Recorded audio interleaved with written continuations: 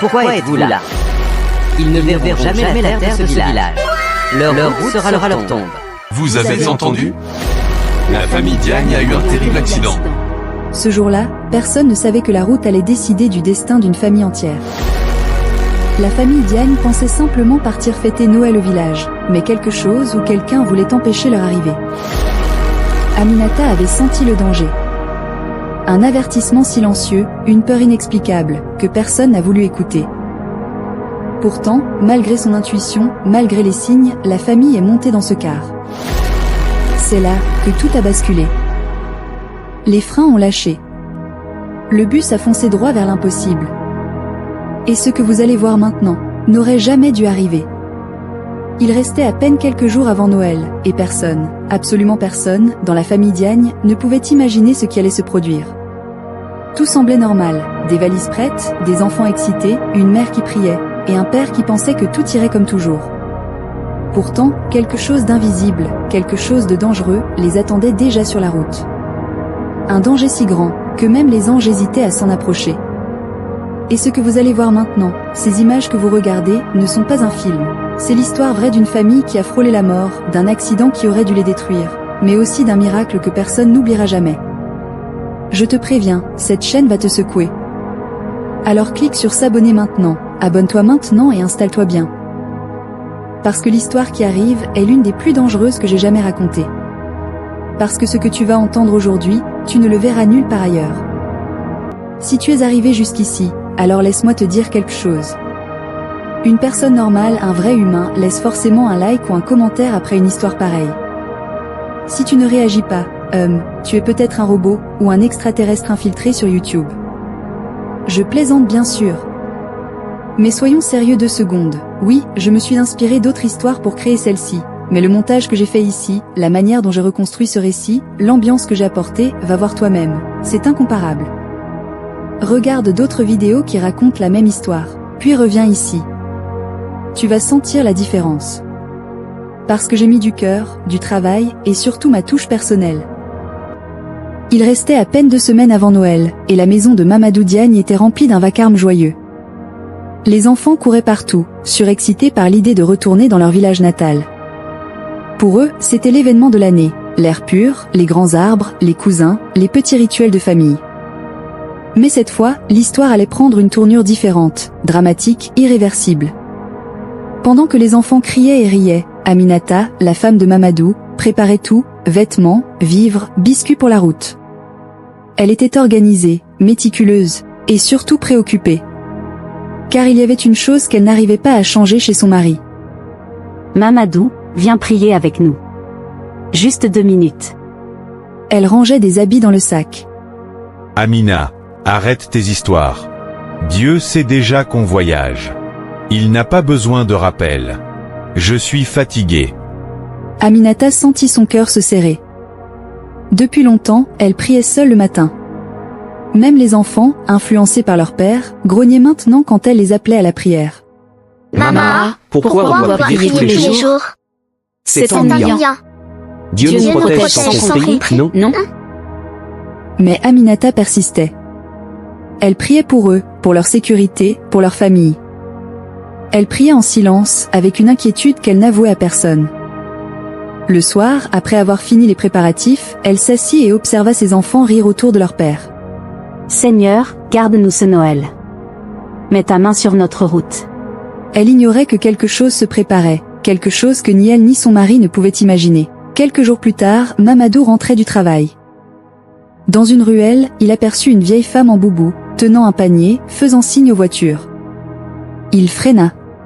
Néné, où allez-vous? Mon fils, je vais juste à la rue suivante. Peux-tu m'y déposer? Il accepta. La vieille monte, s'assoit. On n'entendait que le moteur et les grillons dehors. Mon fils, j'espère que tu ne vas pas mal prendre ce que je vais dire. Dites toujours, mère. N'emmène pas ta famille au village pour Noël. Et si tu dois absolument y aller, je t'en supplie, priez, jeûnez. Il y a un danger qui vous attend sur la route. Ces mots tombèrent dans l'air comme une pierre dans un puits profond. Néné, voyons. Chaque année je fais ce voyage, et rien ne s'est jamais passé. Je t'ai prévenu, le reste ne m'appartient plus. Arrivée à destination, elle descendit lentement, se tourna vers lui. Que Dieu vous protège, mais n'oublie pas mes paroles. Mamadou sourit et démarra tranquillement. Il ne savait pas que la vieille femme restait immobile derrière lui, le regard lourd, comme si elle voyait déjà ce que lui refusait de croire. Il restait 2 jours avant Noël. La maison de la famille Diagne ressemblait à une ruche. Sacs prêts, cadeaux emballés, vivres empilés près de la porte. Les enfants tournaient autour comme des abeilles, impatients de partir. Aminata, elle, restait silencieuse. Plus la date approchait, plus son cœur devenait lourd. Avant de partir, elle appela toute la famille. Venez. On va prier avant de prendre la route. Mamadou leva les yeux au ciel. Amina, encore? Ce n'est qu'un voyage au village, pas un voyage sur la lune. Je vais réchauffer le moteur. Faites vos prières là-bas. Il sortit sans attendre. Aminata, habituée à cette réaction, resta avec les enfants et pria doucement. Seigneur, prends le contrôle de ce voyage. Ne nous abandonne pas. Pendant ce temps, Mamadou tournait la clé dans le contact. Silence. Il réessaya. Silence. Mais qu'est-ce que c'est encore? Il sortit, ouvrit le capot, regarda l'intérieur comme si le moteur allait lui parler. Rien ne fonctionnait. Il entra dans la maison, presque agacé. La voiture refuse de démarrer. Je ne comprends pas. Aminata tourna son regard vers lui. Peut-être que Dieu ne veut pas qu'on parte aujourd'hui. Amina, arrête de dire ça à chaque problème. Ce n'est pas Dieu, c'est le moteur. Je vais appeler un mécanicien. Le mécanicien arriva rapidement. Quelques coups de clé, quelques tests, puis un silence lourd. Chef, le moteur est complètement mort. L'engin ne va nulle part avant plusieurs jours. Mort? Mais je l'ai utilisé hier soir. Je ne sais pas quoi vous dire. Ça arrive, parfois. Aminata baissa doucement les yeux et murmura. Dieu sait pourquoi. Mamadou éclata. Toujours toi et tes dieux, c'est tout. Alors quoi? On reste ici et on annule Noël? Il fit quelques pas, souffla fort, puis déclara. Non. On va aller à la gare routière et prendre un car. On partira quand même. Mamadou, je sens qu'on devrait rester. S'il te plaît? Non. Il claqua les mains. La décision était prise. Les sacs furent réorganisés. Les enfants, eux, étaient toujours aussi excités. Aminata, elle, priait en silence, le cœur serré. Pendant ce temps, dans le village. À plusieurs kilomètres de là, dans le village de Ndomor, une autre histoire se déroulait. Mame Fari, la belle-mère de Mamadou, s'assit devant sa petite case, le regard noir. Chaque année, quand la famille Diagne arrivait de Dakar, les villageois les accueillaient comme des rois. Leurs voitures brillantes. Leurs habits neufs. Leurs enfants bien nourris. Et pendant ce temps, les propres fils de Mame Fari arrivaient à pied, avec des vêtements usés. La jalousie lui mordait le cœur depuis longtemps. Cette année, ils ne viendront pas me voler l'attention. Passez. Elle appela sa voisine et meilleure alliée, YKY Sokna, une femme connue dans tout le village pour son tempérament venimeux. Sokna, je suis fatiguée. Ce garçon-là et sa femme, ils me font honte. Je veux que cette année, ils ne posent pas les pieds ici. Alors allons voir celles qui peuvent arranger ça. Les 2 femmes quittèrent le village par un petit sentier. Le chemin les mena dans une zone obscure de la forêt, où vivaient les vieilles femmes connues comme les consultatrices de la nuit.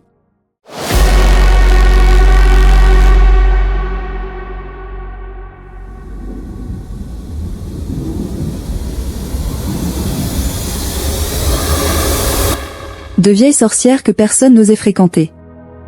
Une fois arrivées, le vent se mit à souffler comme si la forêt elle-même les observait. Pourquoi êtes-vous là?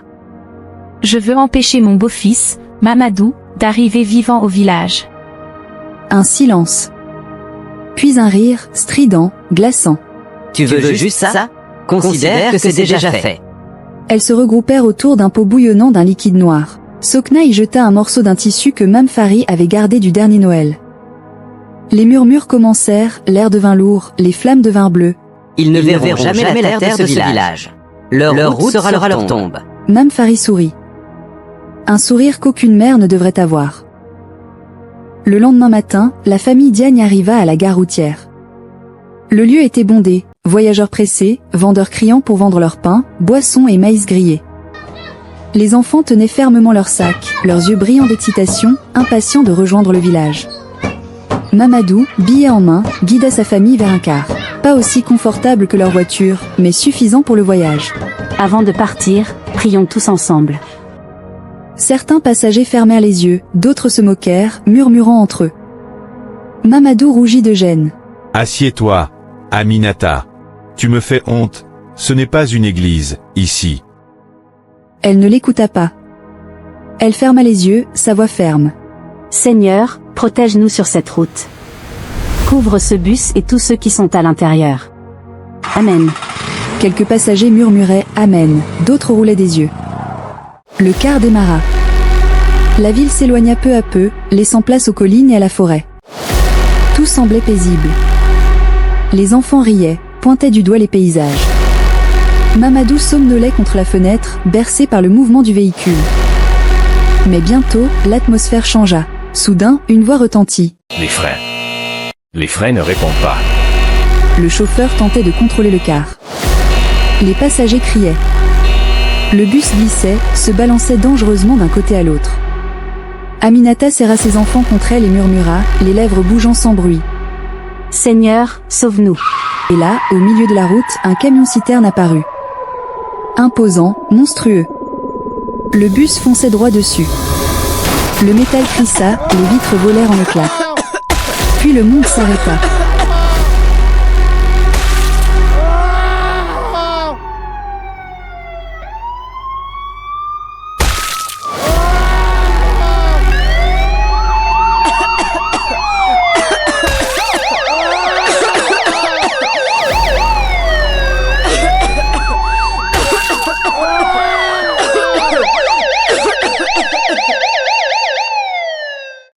Au village de Ndomor, les nouvelles de l'accident se répandirent comme une traînée de poudre. Les habitants s'attroupèrent, les visages graves. Vous avez entendu? La famille Diagne a eu un terrible accident. Mame Fari, la belle-mère jalouse, tomba au sol en hurlant, les mains frappant sa poitrine. Mes fils, enfin. Mais à l'intérieur de son cœur, une joie sombre dansait. Elle pensait que son plan avait fonctionné. Personne ne surpasserait ses fils cette année. Sur le site de l'accident, Aminata et les enfants furent miraculeusement indemnes. Pas une égratignure. Comme si une main invisible les avait protégés. Mamadou, lui, ne fut pas aussi chanceux. Assis à l'avant, la force du choc lui avait brisé les jambes. Les secouristes le transportèrent rapidement à l'hôpital, Aminata et les enfants suivant de près, le cœur lourd mais soulagé qu'il respire encore. Seigneur, merci de nous avoir protégés. S'il te plaît, ne prends pas mon mari, laisse-le vivre. Les médecins travaillèrent toute la nuit.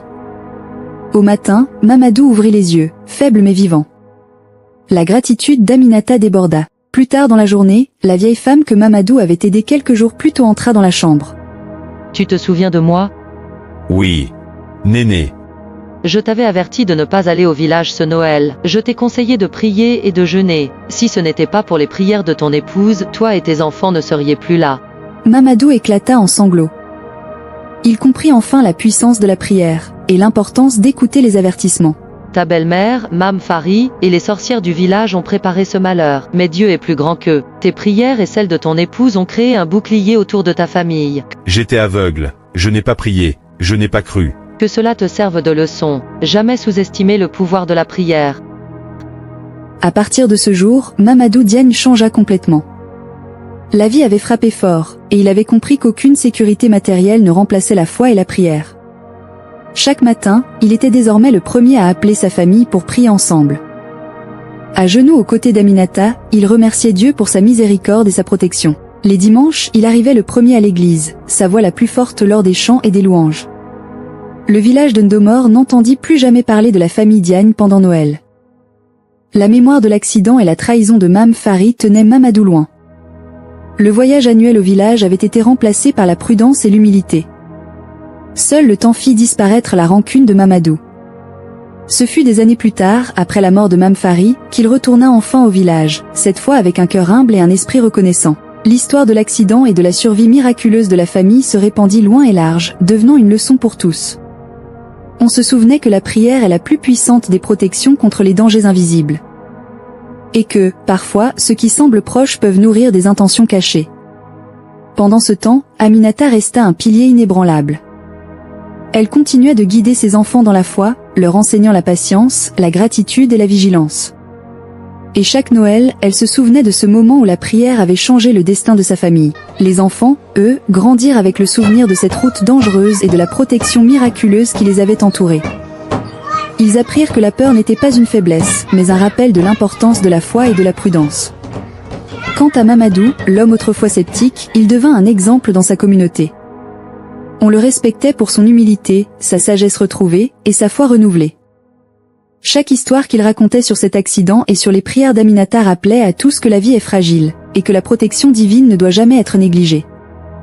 Avec le temps, la famille Diagne retrouva une vie normale, mais chacun garda en mémoire ce Noël presque tragique. Chaque sourire, chaque rire des enfants, chaque étreinte entre Mamadou et Aminata, rappelait combien la vie pouvait être précieuse et fragile. Mamadou, désormais transformé, ne cessait de rappeler à tous ceux qu'il rencontrait. Ne sous-estimez jamais le pouvoir de la prière. La foi peut protéger même là où tout semble perdu. Les enfants, eux, se souvenaient de cette route glissante, de ce camion qui semblait insurmontable, et de la protection invisible qui les avait entourés. Ils comprirent que la prudence, la foi et l'amour familial étaient plus puissants que toutes les possessions matérielles. Pour la communauté, l'histoire de la famille Diagne devint une légende moderne. On parlait des dangers cachés sur la route, mais surtout de la force des prières d'une mère et de la transformation d'un père. Et tout le monde se rappelait aussi qu'il existait des personnes jalouses et malveillantes, comme Mame Fari, qui ne souhaitaient que le mal, mais que Dieu et la protection sincère pouvaient tout surpasser. Les leçons étaient claires, ne jamais ignorer les avertissements. Ne jamais sous-estimer la puissance de la prière et de la foi. Restez humble, même dans le succès, car l'envie et la malveillance peuvent frapper à tout moment. Les intentions malveillantes peuvent être contrées par l'amour et la persévérance. Enfin, le retour de Mamadou au village, plusieurs années plus tard, fut un moment chargé d'émotions. Cette fois, il marcha humblement, les mains jointes, le cœur reconnaissant, partageant son expérience et inspirant tous ceux qui l'écoutaient. L'histoire se termina sur cette vérité universelle, la vie est précieuse, et la foi sincère est la plus grande des protections. Et pour la famille Diagne, ce Noël resta à jamais gravé dans leur mémoire, non comme un jour de peur, mais comme le jour où l'amour, la prière et la persévérance les avaient sauvés. Et voilà, la famille Diagne a survécu là où personne n'aurait dû survivre. Pas grâce à la chance. Pas grâce à la science. Mais grâce à une prière, prononcée par une femme que tout le monde ignorait. Cette histoire, c'est un rappel. Un rappel que la jalousie peut frapper très près, mais que la protection divine peut frapper encore plus fort. Si cette histoire t'a touché, si tu crois aussi que certaines choses dépassent l'entendement humain, alors ne pars pas sans laisser ta trace. Abonne-toi maintenant. Active la cloche. Et prépare-toi, car les prochaines histoires vont te faire frissonner, réfléchir, et peut-être même changer ta vision du monde. La croyance en l'astrologie, les cartes, l'univers et le destin, ce ne sont que des concepts pratiques que nous utilisons pour donner du sens à ce qui n'en a pas. Rien de tout cela ne régit notre vie. Tout ce qui t'arrive est soit le résultat de tes actions, soit un hasard, un chaos total. La nature humaine elle-même ne peut pas admettre que tout se passe sans raison. Nous cherchons des réponses dans les étoiles, le destin, les dieux, pour nous sentir plus en confiance, pour croire qu'il y a quelque chose de plus dans notre vie que nous-mêmes et le vide infini. Quelque chose nous guide et quelque chose de mieux nous attend, nous essayons de nous décharger de notre responsabilité. Mais pour être honnête, c'est très naïf. Nous créons notre propre vie et lui donnons un sens. Nous prenons nos propres décisions, faisons nos propres erreurs, il n'y a aucun problème à croire en Dieu ou à des forces supérieures. Mais il est important que cette croyance vous donne confiance en vous, vous rende responsable de votre vie, vous inspire à agir, et non l'inverse. Le monde est chaotique, mais c'est là que réside sa beauté. Tu as la liberté de créer ton destin par tes actions, tes efforts et ta lutte. Si tu te rends compte que personne d'autre que toi ne dirige ta vie, tu pourras prendre le contrôle de ton avenir. Il n'y a pas de destin, il n'y a que toi, tes décisions et leurs conséquences. Entre suspense, émotion et courage, elle nous rappelle à quel point la vie peut basculer en un instant. Si cette histoire vous a touché, ne perdez pas une seconde. Cliquez sur s'abonner maintenant, activez la cloche et rejoignez notre communauté pour découvrir encore plus de récits incroyables, drames et miracles venus d'Afrique et d'ailleurs. Chaque abonnement compte et vous garantit de ne jamais manquer une seule histoire qui va vous captiver. Abonnez-vous maintenant et soyez prêts pour la prochaine émotion intense. Avant de conclure, je vais préciser quelque chose d'important. Je reçois beaucoup de messages et je suis déjà très occupée avec mes propres projets. Alors si tu regardes cette vidéo et que tu te dis « J'aimerais qu'il crée une vidéo pour ma chaîne », oui, c'est possible, mais uniquement pour 1, 2 ou 3 personnes vraiment sérieuses. Si tu veux une collaboration professionnelle, écriture, montage ou création complète d'histoires comme celle-ci, tu peux me contacter par email. Mon adresse est disponible dans l'onglet à propos de ma chaîne YouTube. Je le dis honnêtement, je ne prends que très peu de projets. Seulement des demandes sérieuses. Et seulement des personnes qui savent exactement ce qu'elles veulent. Si tu penses que ton projet vaut vraiment la peine, alors écris-moi. Sinon, ne t'inquiète pas, je continuerai de créer mes propres vidéos ici pour vous inspirer tous. Pour ceux qui sentent que c'est le moment de passer au niveau supérieur, je propose un coaching individuel pour t'apprendre à créer ce type de vidéo. L'accompagnement est payant, et je n'accepte que 5 à 10 personnes pour garantir un suivi de qualité. Si tu veux rejoindre ce petit cercle, tu peux me contacter par email dans l'onglet à propos.